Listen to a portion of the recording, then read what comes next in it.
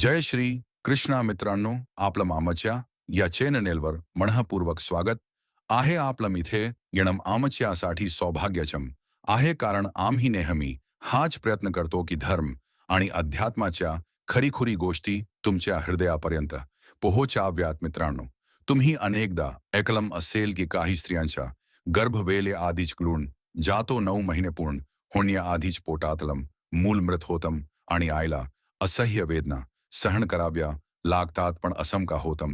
कोणत्या पापामुळे एका स्त्रीला एवढं मोठं दुःख भोगावं लागतं, हेच रहस्य आपण आजच्या या व्हिडिओत उलगडणार आहोत.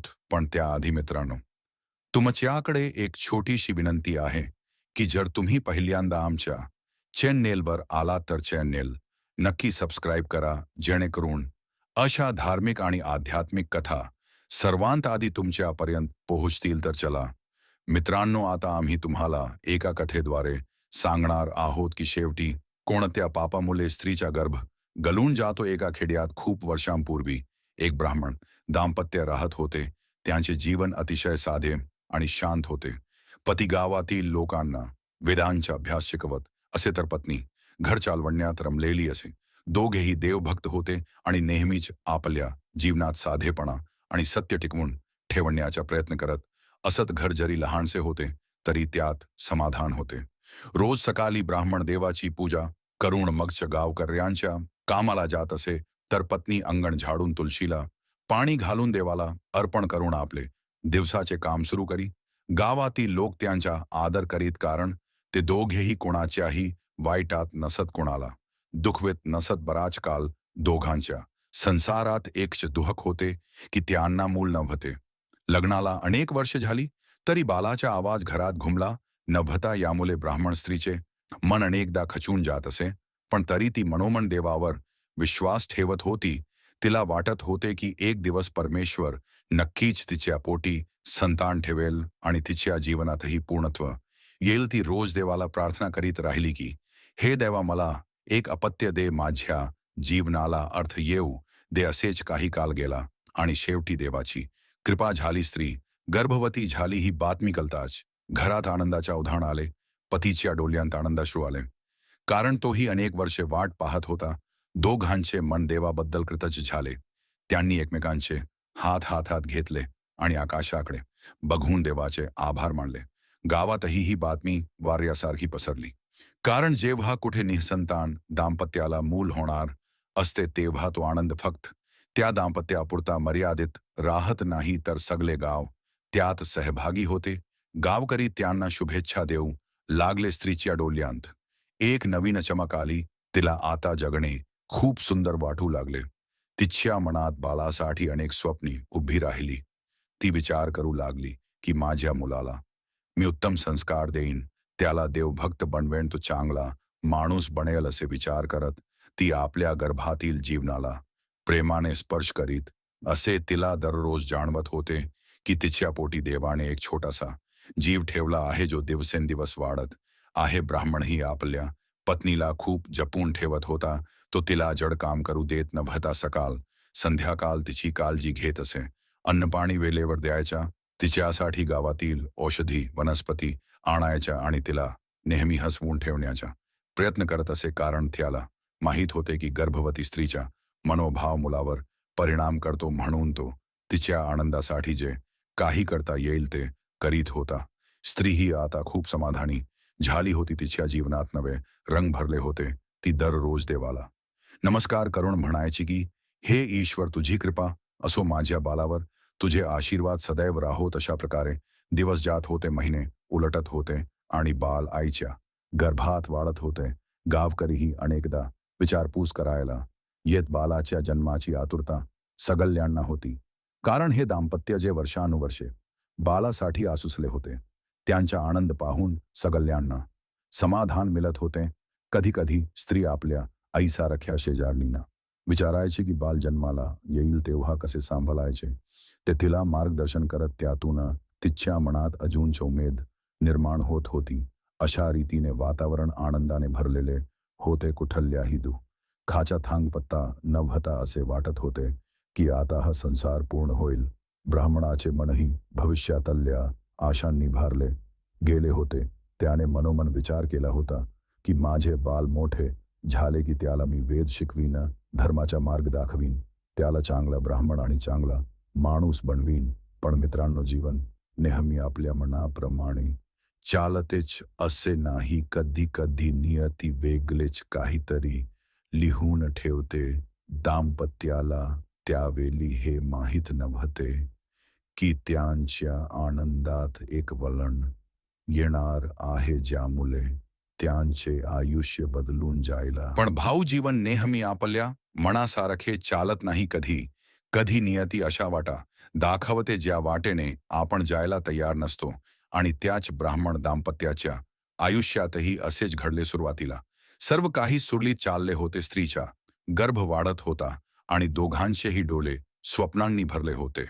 पण हळूहळू पतीच्या मनात बदल घडू लागला. गावात काही लोक होते जे नेहमी वाईट संगतीत वावरत असत. मद्यपान करणे, जुगाड खेळणे, इतरांचा अपमान करणे हे त्यांचे काम होते. ब्राह्मण जरी सुरुवातीला धर्मग्रंथ शिकवणारा आणि लोकांना योग्य मार्ग दाखवणारा होता, तरी त्याच्या मनात हळूहळू त्या वाईट संगतीचा प्रभाव पडू लागला. एक दिवस त्याने मित्रांच्या आग्रहाखातर मद्याचा घोट घेतला आणि त्या क्षणापासून त्याचे आयुष्य दुसऱ्या मार्गावर वळले. सुरुवातीला त्याला अपराधी वाटले, पण पुन्हा पुन्हा मित्रांच्या दबावाखाली तो त्या वाईट मार्गावर जात राहिला. हळूहळू त्याच्या स्वभावात चिडचिडेपणा वाढला. तो घरातील पत्नीवरही ओरडू लागला आणि तिच्या भावनांची पर्वा करेनासा झाला. ब्राह्मणाची पत्नी गर्भवती असल्यामुळे आधीच कमकुवत होती. तिच्या मनाला आधार हवा होता, पण पतीच्या बदललेल्या वागणुकीमुळे ती दिवसेंदिवस दुखी होत गेली. तिला उमगत नव्हते की जो माणूस आधी इतका प्रेमळ होता तो अचानक असा का बदलला. पण खरी गोष्ट अशी होती की पतीचे पाप वाढू लागले होते. तो आता लोकांना फसवू लागला, खोटं बोलू लागला, गावातील गरीब माणसांना फसवून पैसे उकलू लागला. त्याने धर्माची शिकवण सोडून लोभ आणि वासनांच्या मागे धावायला सुरुवात केली. हे सर्व करत असताना त्याला वाटत होतं की कोणालाच कळणार नाही, पण भाव, नियती कधीच माणसाचे पाप लपत नाही. पापाचा परिणाम नेहमी बाहेर पडतो. स्त्रीला मात्र आपल्या गर्भासाठी भीती वाटू लागली. ती मनोमन देवाला प्रार्थना करू लागली की हे प्रभो, माझ्या बालाला या पापांचा परिणाम होऊ देऊ नको. पण जसा पतीचा अधर्म वाढत गेला तसंच घरातील वातावरण दूषित होत गेले. पती उशिरा घरी येई, कधी नशेत असे तर कधी इतर लोकांशी भांडून जखमी होऊन घरी येई. पत्नी मनात रडत राहिली, पण काहीही बोलू शकत नव्हती, कारण तिला वाटत होते की जर मी विरोध केला तर आणखी वाईट होईल. काल पुढे सरकत गेला. गर्भ 7व्या महिन्यात आला आणि आईला जरा जड वाटू लागले. तिला पोटातील बाल हलताना जाणवत होते, पण त्याच वेळी ती अस्वस्थही होत होती, कारण पतीचे वागणे दिवसेंदिवस अधिक कठोर होत होते आणि तिच्या मनाला भीती वाटत होती की हा ताण गर्भावर परिणाम करेल. एक दिवस असे घडले की ब्राह्मण पूर्ण नशेत घरी आला. त्याने घरातील वस्तू फोडल्या, पत्नीला रडवले आणि गावातील कोणाला तरी फसवून आणलेल्या पैशांचा मोठा बोजा घरात टाकला. ते पाहून स्त्रीच्या मनाला एवढा धक्का बसला की तिचे शरीर थरथर कापू लागले आणि तिच्या गर्भावर परिणाम झाला. काही दिवसांनी अचानकच तीव्र वेदना सुरू झाल्या. अजून 9 महिनेही पूर्ण झाले नव्हते आणि गावात बातमी पसरली की ब्राह्मणीचा गर्भ गळून गेला आहे. त्या छोट्या जीवाचा मृत्यू झाला आहे, जो अजून या जगात येण्याआधीच निघून गेला. गावात शोककला पसरली. ज्यांनी इतका काल या दाम्पत्यासाठी प्रार्थना केली होती ते सर्व निराश झाले. स्त्रीचे रडणे थांबेनासे झाले. तिचे मन तुटून गेले. तिच्या डोळ्यांतून अश्रूंचा धबधबा वाहू लागला आणि तिला असे वाटले की जणू तिच्या जगण्याचे सारे कारणच हरवले आहे. पतीलाही काही काल धक्का बसला, पण त्याने स्वतःच्या पापांचा विचार केला नाही. तो अजूनही स्वतःला निर्दोष समजत होता, पण गावकऱ्यांच्या मनात आता प्रश्न निर्माण झाला की असे का झाले.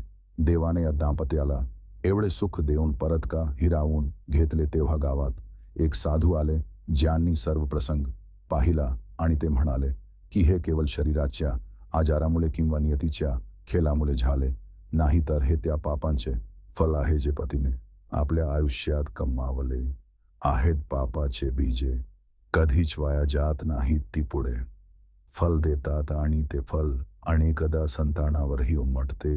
त्या गावात ब्राह्मण आणि त्याची पत्नी यांचम जीवन जसजसं पुढे सरकत होतं तसतसा त्याच्या मनात बदल व्हायला लागला. कारण धन मिळवण्याची लालसा त्याच्या मनाला झकडून टाकत होती. आधी तो खूप शांत, संयमी आणि संतोषी स्वभावाचा होता, पण जशी बायकोच्या पोटी मूल आलम तसं त्याच्या मनात भविष्यासाठी चिंता वाढू लागली. मुलाला मोठं करायचं आहे, शिक्षण द्यायचं आहे, त्यासाठी पैसा लागतो. ही भावना त्याच्या मनात घट्ट बसली आणि तिथूनच त्याच्या आयुष्यात वाईट दिवसांची सुरुवात झाली. त्या गावात काही लोक व्यापार करीत असत, काही लोक सावकारी करीत असत. त्यांच्याशी तो हळूहळू मिसळू लागला आणि त्यांच्या प्रभावाखाली त्याच्या आयुष्याची दिशा बदलू लागली. ते लोक त्याला सांगू लागले की फक्त पूजा अर्चा करून पोट भरत नाही, तर थोडं डोकं चालवलं तर पैसा झपाट्याने कमवता येतो. तो भोला ब्राह्मण त्या सगळ्या बोलण्याला फसला आणि चुकीच्या मार्गावर चालायला सुरुवात केली. सुरुवातीला त्याने थोडे खोटे व्यवहार केले, लोकांची फसवणूक करून थोडे पैसे मिळवले. त्यातून त्याला खूप आनंद झाला की पहा किती पटकन धन मिळालं आहे. पण हाच आनंद पुढे त्याच्या विनाशाचं कारण ठरला. बायको गर्भवती असताना तिच्या मनात सतत एक भीती निर्माण होऊ लागली की माझा नवरा आता बदलला आहे, तो आधीसारखा राहिला नाही. त्याच्या चेहऱ्यावरची भक्ती आणि देवावरील श्रद्धा आता कमी होत चालली आहे. ती रात्री उशिरापर्यंत वाट बघत असे की नवरा परत येईल, पण तो कधी गावाबाहेरच्या लोकांबरोबर दारू पित असे, तर कधी जुगाडाच्या ठिकाणी रात्र काढत असे. त्याच्या या वागण्यामुळे घरातील वातावरण बदललं. बायको रडत असे, पण काही बोलू शकत नव्हती, कारण ती गर्भवती होती. तिच्या पोटीचं मूल तिला सुरक्षित ठेवायचं होतं. एके दिवशी गावातल्या एका साधूने ब्राह्मणाला रस्त्यावर थांबवलं आणि त्याला सांगितलं की तुला या चुकीच्या मार्गावरून परत फिरलं पाहिजे, नाही तर तुझ्या पोटीचं मूल या जगात येऊ शकणार नाही. पण ब्राह्मणाने हसत त्या साधूच्या बोलण्याकडे दुर्लक्ष केलं. त्याला वाटलं की हे फक्त भीती दाखवणं आहे, पण खरी गोष्ट अशी होती की त्याच्या पापाचं ओझं दिवसेंदिवस वाढत होतं. बायकोचे दिवस जसजसे पुढे जाऊ लागले तसा तिचा त्रास वाढू लागला. ती देवाकडे प्रार्थना करत होती की माझं मूल सुखरूप जन्माला येऊ दे, पण नियतीला काहीतरी वेगळंच मंजूर होतं. कारण ब्राह्मणाच्या पापाचा परिणाम आता त्याच्या निरपराध बायकोवर आणि तिच्या पोटीच्या लेकरावर होणार होता. एका रात्री ती खूप वेदनेने तडफडू लागली. तिच्या डोळ्यांतून पाणी वाहत होतं. ती देवाला हाक मारत होती, पण घरात नवरा नव्हता. तो पुन्हा दारूच्या नशेत गावातल्या लोकांबरोबर बसला होता. बायको तडफडत होती आणि तिच्या पोटीचं लेकरं वेदल्याआधीच गळून पडलं. तिच्या हृदयाचं तुकडे तुकडे झाले. तिला असं वाटलं की माझं आयुष्याचं उद्ध्वस्त झालं आहे. तिचं रडणं साऱ्या घरभर घुमत होतं. सकाळी ब्राह्मण घरी परतला तेव्हा त्याला बायको रक्ताने माखलेली आणि अश्रूंनी डोले भरलेले दिसली. तिच्या कुशीतलं लेकरं आता मृत झालं होतं. त्या क्षणी त्याला साधूच्या शब्दांची आठवण झाली. त्याच्या पापामुळेच हा अनर्थ घडला होता. तो जमिनीवर कोसळला आणि पश्चात्ताप करू लागला, पण आता काहीही बदलू शकत नव्हतं. त्याच्या पापाने त्याच्या घराचा दिवा विझवला होता. नमस्कार मित्रांनो, आपल्या सर्वांचे आमच्या या चॅनेलवर मनापासून स्वागत आहे. आम्ही नेहमीच आपल्यासाठी धर्म, अध्यात्म आणि जीवनाशी संबंधित प्रेरणादायी कथा आणि अद्भुत रहस्ये घेऊन येत असतो. जर तुम्हाला आजची ही कथा आवडली असेल तर कृपया हा व्हिडिओ लाईक करा, आपल्या मित्रमैत्रिणींना शेअर करा आणि अजूनपर्यंत तुम्ही आमच्या चॅनेलला सबस्क्राईब केलं नसेल तर लगेच सबस्क्राईब करून घंटा बटन दाबा, जेणेकरून आमचे नवीन व्हिडिओ तुम्हाला सर्वप्रथम पाहायला मिळतील. आपला एक छोटासा प्रतिसाद आम्हाला अजून जास्त चांगलं काम करण्यासाठी प्रेरणा देतो. म्हणून कमेंटमध्ये तुमचं मत जरूर लिहा आणि सांगायला विसरू नका की तुम्हाला ही कथा कशी वाटली. पुढच्या व्हिडिओमध्ये पुन्हा एका नवीन धार्मिक आणि जीवन बदलणाऱ्या विषयासह भेटू. तोपर्यंत जय शंकर, जय महादेव.